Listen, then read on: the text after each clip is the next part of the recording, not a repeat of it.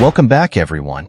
Today I've got a game in which Leela positionally destroys Stockfish. It doesn't contain the most fancy sacrifices, but it will show you how to outplay someone, exploit weaknesses, and improve your position. So without further ado,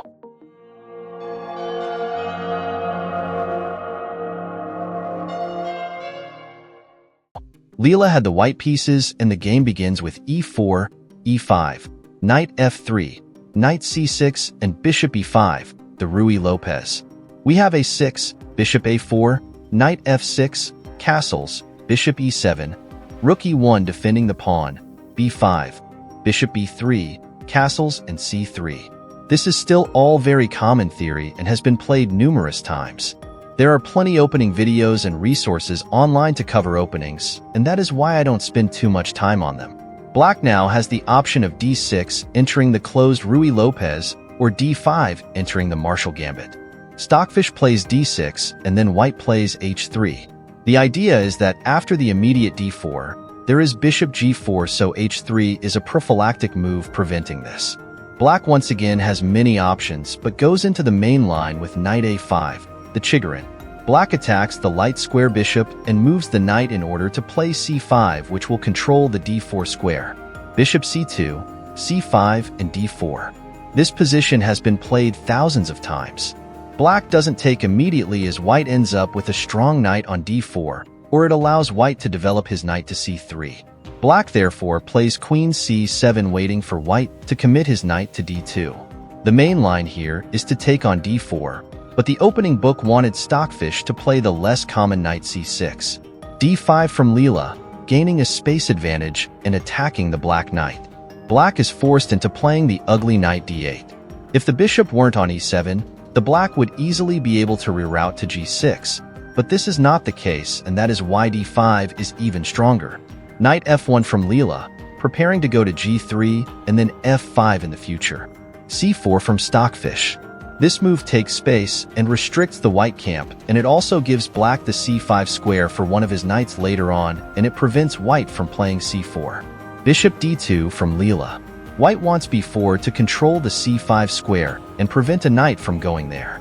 Bishop d2 protects the c3 pawn in the event of en passant after b4. Knight d7 from Black, eyeing the c5 square and the b6 square.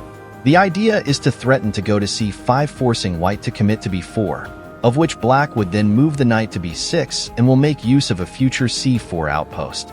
Knight g3 from Leela.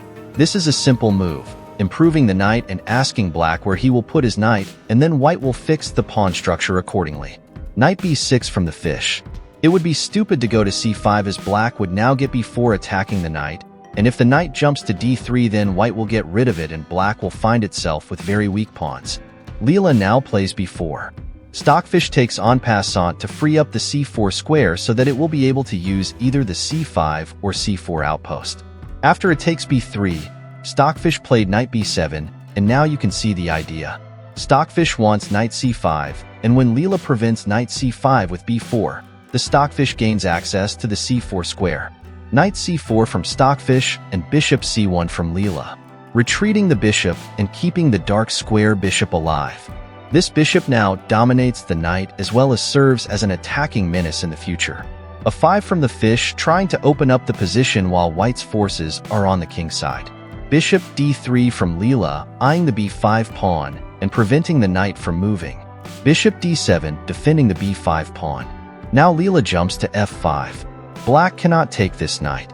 The bishop serves a pivotal role defending the b5 pawn, and giving up the bishop not only immobilizes the c4 knight, but also frees up the d4 square, allowing for knight d2, the bringing of the queen, and maybe knight d4 if it's needed.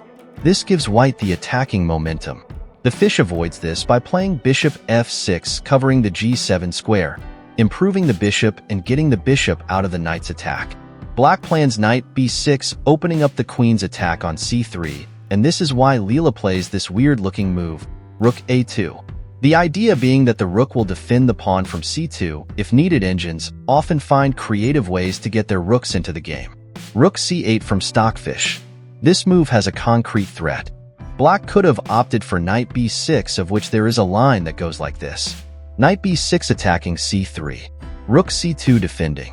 Bishop takes f5, removing the defender of the d-pawn. E takes, and then knight takes d5. Knight h2 heading to g4, where the knight will ruin the black king structure. The pawn on c3 seemingly looks free, and black can play knight takes c3, winning a pawn and attacking the queen. There is now the incredible knight g4, leaving the queen to die and threatening to ruin the king's side pawn structure. The idea is that after knight takes d1, Leela will play rook takes c7, and amazingly, the knight on d1 is trapped and white will win a piece. So the problem is that white was able to play rook takes c7 and the queen wasn't defended. That's why Stockfish played rook c8, defending the queen and enabling this entire variation. So now black is threatening to take on f5 and enter that entire variation. This is why Leela plays g4, so that it can take the knight with the g-pawn. Bishop d8 from Stockfish.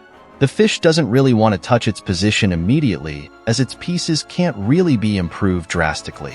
This is why the fish spends time moving its bishop so that g5 doesn't come with a tempo later on in the game. Queen e2 from Leela, applying pressure to the b5 pawn and defending the a2 rook, as black will open the file. A takes b4 and a takes b4. Black really has no other play anywhere else on the board and will just get steamrolled on the king side if he does nothing. This is why the fish goes for a plan of trading pieces and trading queens, living up to the principle that if you are cramped, you should trade pieces to free up space in your position. Rook takes a2, queen takes a2, and queen b8, preparing queen a8, fighting for the file. King g2. Leela sees an ensuing endgame after a potential queen trade, and in that case, getting the king activated is a good idea. Queen a8 and rook e2, defending the queen. It would be foolish to take on a8 and give black the open file. Knight b6 from Stockfish, attacking the c1 bishop and defending a1, which means that a rook or queen will always be defended on that square and will always be able to fight for the file on that square. Bishop e3, saving the bishop and attacking the b6 knight. Stockfish jumps the knight back to c4, and Leela could play bishop c1. Repeat moves and make a draw. But it is slightly better here, and there is no reason for it to play for a draw. Therefore, there is no effective way of saving the dark square bishop unless Leela takes on c4 with the light square bishop. So Leela is going to lose a bishop, but which one? You can pause to decide which bishop you will give away and what move would you play here. In this position, Leela played rook c2, giving up the dark square bishop. I presume the reason is that black's two main weaknesses are b5 and d6. Having the light square bishop on the board means that you can always pressure on b5, and you can have a knight on f5 pressuring d6. Black can't give away his bishop for the knight, as it is defending the b5 pawn. So keeping the light square bishop means that you keep pressure on the b5 weakness that Leela fixed there many moves ago, and you allow your knight to sit safely on f5. If you had kept the dark square bishop, then it is much harder to attack b5.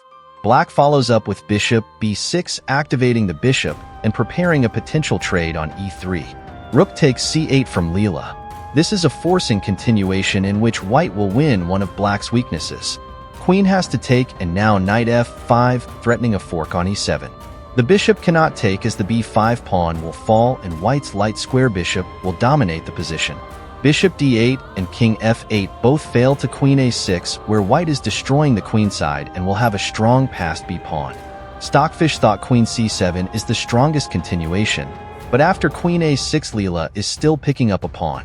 g6, knight g3, king f8, and bishop takes b5, winning the pawn. You can pause the video here to find the brilliant move that Stockfish played in this position. In a real game, you have to look for good moves for your opponent too. Here, Stockfish played knight c5, attacking the queen and activating the knight. You can't take the knight due to queen takes c5 with an attack on the light square bishop and the pawn on f2. This is why Leela played queen a8 check, getting the queen out of the attack with a tempo, and after king e7, bishop e2, retreating the bishop. Knight a4, getting the knight out of the attack, and then queen h8, infiltrating and preparing to win some pawns. Queen c1 from the fish, creating some counterplay and preparing knight c3 or queen f5, attacking the white king and trying to trade pieces in a way that gives Stockfish a drawn minor piece ending.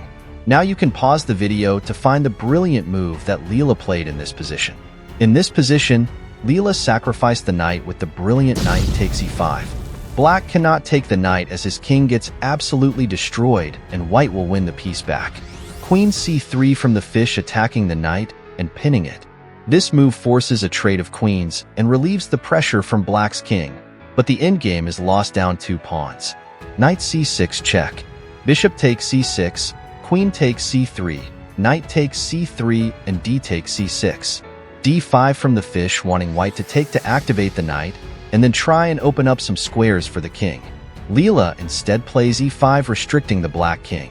g5 preventing f4 to defend the pawn, and then bishop d3 attacking the h8 pawn. Black plays king e6 counterattacking the central pawn. h6 fails to knight f5. Bishop takes h7, king takes e5, and bishop d3. The bishop sits nicely on d3, blockading the d pawn. The fish played king d6, and now you can test your endgame skills by pausing and trying to figure out what Leela played in this position.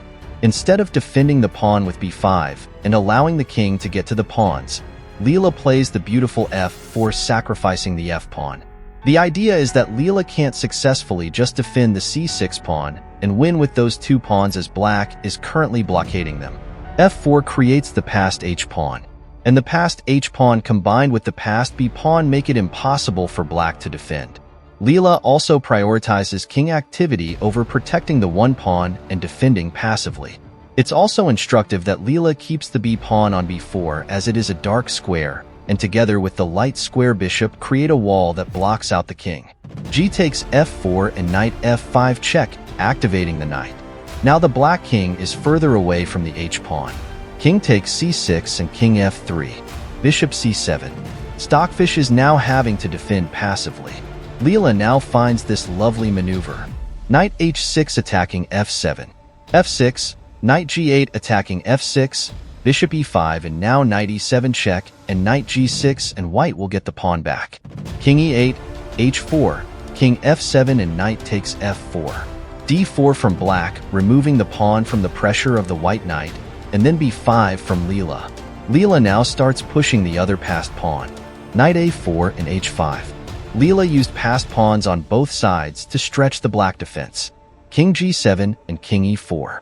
It's instructive how Leela made Stockfish put his pawns on dark squares so that the light square bishop can blockade all of them and the king can easily walk in. King g8 and knight e6, opening up a path for the king. King f7, king f5. Knight c3, h6, knight d5, knight d8 check, king f8, and now g5. Black cannot take, otherwise the e5 bishop hangs. King e7 and h7, and the pawn is going to make it. King takes d8, h8 queen check, king e7 and g takes f6 check. Bishop takes f6, queen h7 check, king d6, queen b7, king c5, queen c6 check, king b4 and queen takes d5, bishop h4 and queen takes d4, and white wins. The bishop is dropping and the black king is getting mated. If you enjoyed and learned something from this game analysis, then please hit the like and subscribe button to make sure you don't miss out on future videos. Keep improving, and now, go promote some pawns.